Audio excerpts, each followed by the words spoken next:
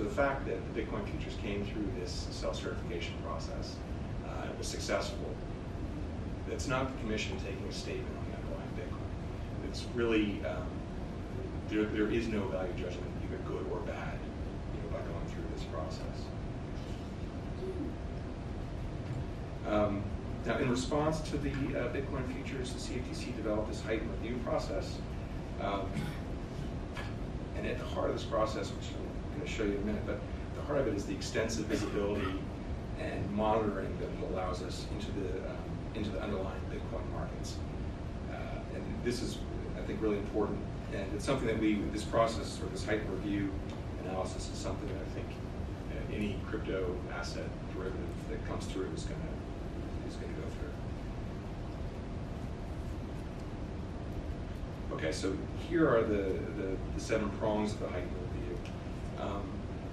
And what's really important is if you notice prongs 3 through 7, they're all about monitoring and information sharing.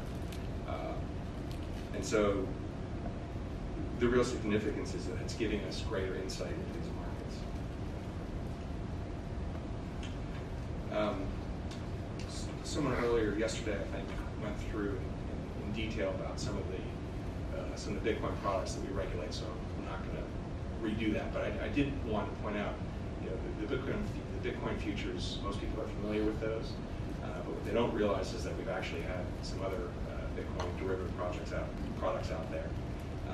So here they are. The first one is this Bitcoin swaps, which is actually from 2014. But then we've got binary options, some spread contracts. So there's a lot more out there than just the Bitcoin futures, even though they're the most well known.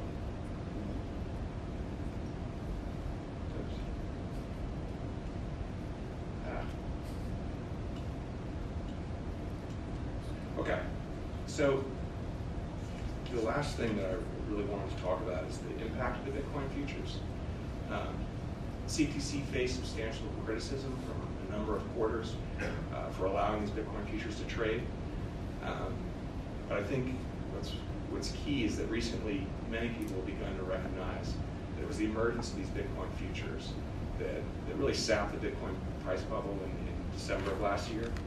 And some have argued that this has allowed Bitcoin to achieve a more sustainable price level as a result of the Bitcoin futures. And there's a great article about it by the Federal Reserve Bank in San Francisco from May 7th of this year. There's a link, but of course that doesn't work from the slide. But that's the site to it, and I would encourage anyone who's interested to give it a read.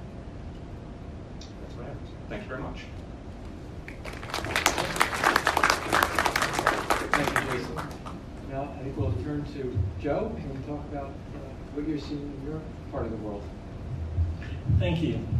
I know Tom Sexton and Regina Fell were here earlier in the week, so I won't spend time going into the structure of the National Futures Association, other than to highlight that we are responsible for registering FCMs, IBs, CTAs, and CPOs, and monitoring them, particularly monitoring them for fraud. So for the purpose of this discussion, I kind of like to start with what keeps the NFA up at night, and more importantly, what keeps me up at night, and what we're doing to try to get better rest. Right, so if we think about last year, there wasn't a paper or social media, whether it was Twitter or Facebook, that wasn't advertising in some form or fashion, buy Bitcoin, you'll be a millionaire.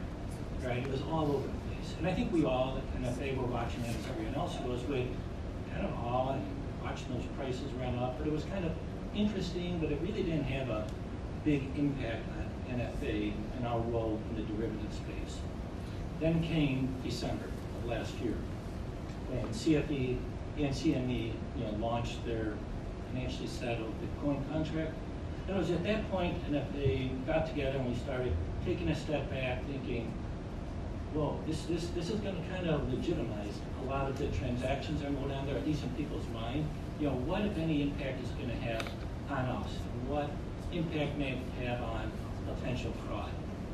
So the very first thing we wanted to do was kind of get our arms around, of our 3,600 members, how many were really engaged in the crypto space, whether it be the derivatives, which was new at that point in time, or in the physical market, the cash market. We had thoughts based on previous exams that, wasn't a whole lot, but it was really, we had really no facts to back that up. So the first thing we wanted to do is get our arms around that. So we put out a requirement that all FCNs, all of our members, had to report to us if they were engaged, if they had been engaged, or if they were currently engaged in the crypto space. Again, it being derivatives or the cash market. The results, and that's an ongoing requirement, but the results that came back were, approximately 3,600 members, 152 across those 4 classes, FCNs, IBs, CMT, and CPO, were about 152 that were either in derivatives or were in the cash market, had been or were currently. So we're not really talking about a big group of people, but nonetheless, fraud in any one of these things is going to be, something we really have to focus on. And who knows where this is going? How big? It's 152 today, and we have only seen modest growth in those numbers. It could be 1,500, next year when we're sitting up here. So we wanted to take a step back and say, okay, what do we need to do now? It's not a big impact, but it can be. So the very first thing we decided to do was put our advisory, our own advisory. We can't control, as we can't control what's on Twitter, Facebook, all the promises that are being made out there. But what we really want to do is put on an advisory that was kind of alerting the participants, the marketplace out there that, there are risks associated with with Bitcoin, in particular with virtual currency. We identified risks such as opaque markets, volatility, cybersecurity, things that we thought that, for any investor, they should do their due diligence and kind of think about. Right, so we put that advisory out. So we felt kind of like we're at least putting our piece out to the marketplace. So we had that out there. We also then required FCNs to report to us their gross positions on a daily basis, which they currently do, so we can get insight as to what's being held on the exchanges. Again, all with an eye towards, finding out what's out there. The next thing we wanted to do was kind of look at our exam process. As you can imagine, when we're out on an exam, there's all kinds of modules and things we're looking at, financial statements, probably a dozen or so, but identified 3 main things that we had to kind of take a look at when it came to virtual currency. One was promotional material. Again, because there was so much promotion out there that this was a way to strike it rich, we wanted to make sure that for our members who were soliciting, right, that their promotional material was not misleading or deceptive. So to do that, we continued to do our exams, when we went out with promotional material, but we also had a task force to kind of do some internet and web searches. Take a look at our members, particularly those who said they were conducting business in the virtual space, to see what they're promoting out there. And through that, we had some identification of some issues that we had to crack and reach out to these people. Again, it's kind of false promises, things you would think in the deceptive space.